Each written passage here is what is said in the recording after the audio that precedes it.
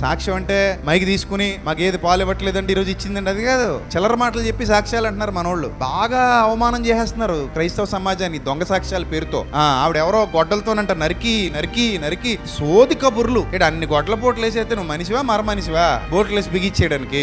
చెప్పడానికి కూడా ఒక హద్దు పద్దు ఉండాలి. ఇలాంటి వాళ్ళు ఎక్కువైపోయారు ఈ రోజు క్రిస్టియన్ సొసైటీలో. అందుకే అన్యుల మధ్యలో నా నామం ఏమవుతుంది అన్నాడు దేవుడు. మిమ్మును బట్టియే కదా నా నామం అన్యజనుల మధ్యలో ఏమవుతుంది, దూషింపబడుతుంది. ఇదేం గోల, దరిద్రపు గోల. సాక్ష్యాల పేరుతో చిల్లర మాటలు చెప్పి సర్వోన్నతుడైన దేవుణ్ణి అవమానపరిచి రక్షణలోకి వచ్చేవాళ్ళని కూడా రాకుండా చేస్తున్నారు. పనికిమాలిన మాటలు ఎక్కువైపోయినాయి. ఒక సేవకుడు సత్యం ప్రకటిస్తున్నాడు అంటే చాలా ఉన్నతంగా మాట్లాడాలి. అందరూ అసహించుకునేలా మాట్లాడకూడదు. ప్రతిదీ కూడా వివాదం అవుతుంది ఈ మధ్యకాలంలో. ఎందుకు వివాదం అవుతుంది అంటే సాతానికి అదే కావాలి. సాతానికి ఏం కావాలంటే క్రైస్తవులు చెడ్డోళ్ళని చూపించాలి, క్రైస్తవులు మూర్ఖులని చూపించాలి. ఇలా చూపిస్తే సాతానికి పని అవుతుంది, ఆత్మల రక్షణ జరగదు. దానికోసం కొంతమందిని వాడుకుంటాడు, కొంతమందిని ఉపయోగించుకుంటాడు. అలా ఉపయోగించుకుని దేవుని నామానికి అవమానం తీసుకొచ్చే విధంగా వాళ్ళతో మాట్లాడింపజేస్తాడు. అలా ఈరోజు ఎంతమంది మాట్లాడుతున్నారో జ్ఞానం లేకుండా, వివేకం లేకుండా, విషయ అవగాహన లేకుండా, విషయ పరిజ్ఞానం లేకుండా మాట్లాడుతున్న వాళ్ళు ఎక్కువైపోయారు. అందుకే అందరూ అసహించుకుంటున్నారు ఈరోజు. ఆ పరిస్థితిని మనం తీసివేయాలి. ఆ పరిస్థితి తీసివేయాలంటే మీరు చైతన్యవంతులు కావాలి. జ్ఞానం ఉప్పొంగ చేసేలా కాకుండా